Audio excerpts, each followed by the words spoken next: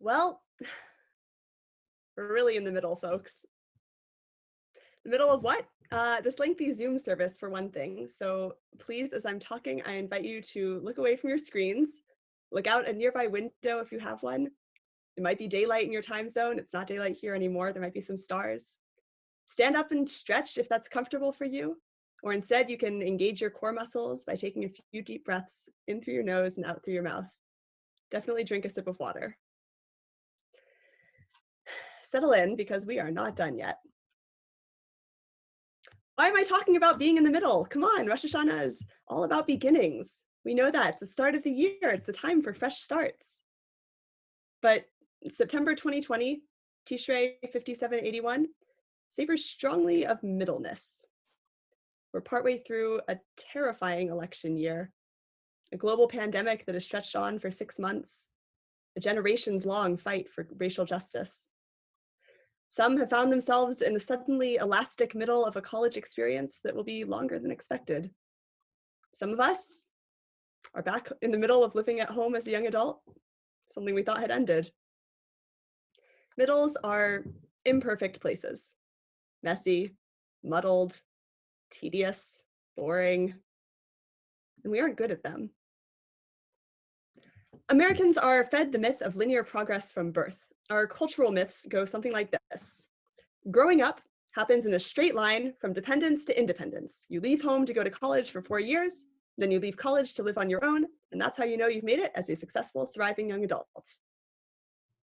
Our country fought a civil war to abolish slavery, and then Black Americans marched for their civil rights, and then we elected Barack Obama to be our president, and so racism is a problem of the past, or at the very least, it's something that the next generation is sure to do away with once and for all, if we just wait and let progress take its course. Our economy keeps growing and we make new advances in science and technology, and this means that quality of life is improving for everybody and will continue to improve indefinitely into the future. Yeah, but these stories fall apart really quickly. Shuttered campuses, a generation of young adults moving back home in the midst of a pandemic, Black Americans killed at the hands of police over and over again on camera, widening economic inequality, and an orange sky over the West Coast, raining ash. I hate to be the one to say it, but it doesn't feel like things are getting better. It feels, in fact, like things are getting worse, and like they could keep getting worse for a while. If we try to tell a linear story about what's happening right now, to our country, to our world, to the climate, we might extrapolate a very dark ending. We might be tempted to despair. How do we commit to carrying on when we've lost the burst of motivational or inspirational energy that caused us to start and we can't yet see the finish line? How do we sustain ourselves for the long-term work we have to do, especially when it feels like any progress we might have made up until this point is crumbling around us? How the heck do we have anything resembling hope? The American story of progress moves in a straight line, start to finish, but fortunately there's another story we can tell, because Jewish time doesn't move in a straight line. Jewish time moves in circles.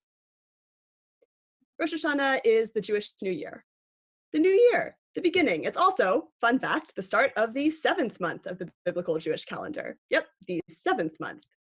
In fact, the Jewish calendar has 4 new years. Rosh Hashanah, the civil new year. Tu B'Shvat, my favorite, which is the new year of trees. The first of the month of Nisan, which is the new year for kings and festivals. And the first of Elul, which is the new year for cattle tithing. We are already halfway through the year, even as we celebrate a new beginning. We are always moving forwards and turning back at the same time. On Rosh Hashanah, we bake round challahs to symbolize the cycle of the seasons, the endless spiraling of our lives that leads us back around to the days of awe again and again. We were here a year ago. We read these same words. We made these same promises, and we repented for the same sins. We certainly didn't become perfect this past year. We didn't solve anything. It can be hard to tell what direction we're moving in, or even if we're making progress at all. But every time we return to a place we've already been, we return as different people. We have powerful rituals to guide us through beginnings and endings, but not so much for continuations. Instead, we have everyday habits and routines, practices both intentional and unconscious that carve a path for us slowly over time. What does it mean to be spiritually centered? spiritually in the middle, we might say. Well, we have a tradition in Judaism of praying every day, 3 times a day, not just when we are feeling particularly moved or inspired, not just when we experience something miraculous or when we're full of yearning, every day. That's a commitment, even when we repeat the words so often that it's hard to find anything fresh or exciting in them. The Torah tells us, place these words, al levavecha, upon your hearts. And there's a Hasidic story about a student who asked his rabbi, why on our hearts? Why don't we place the words of Torah in our hearts? The rabbi responded, our hearts are too hard most of the time for the words to enter. We place the words of Torah on our heart so that at the right moment when our heart breaks, the words can fall in. Healing is spiral shaped. So is learning. So is grief. And so is social change. As people and as members of a society, we will have to keep confronting the same questions and struggles over and over again. Instead of moving forward along clear and narrow paths, we double back on ourselves, we echo, we turn in circles, we wander around like the Israelites in those 40 years in the desert. But that doesn't mean we aren't getting somewhere new. Right here, in September 2020, as the flawed and grieving and terrified and lonely people that we are still moving, even if only in circles. We cannot help growing and changing, and that matters now, and it will matter when things are different, and it will someday be part of the story we tell about this time. It will matter when something vital, something that has been under stress for years or generations suddenly cracks open. As Leonard Cohen would say, that's how the light gets in, but only if we've made ourselves ready for it, only if we're ready for it in every moment along the way.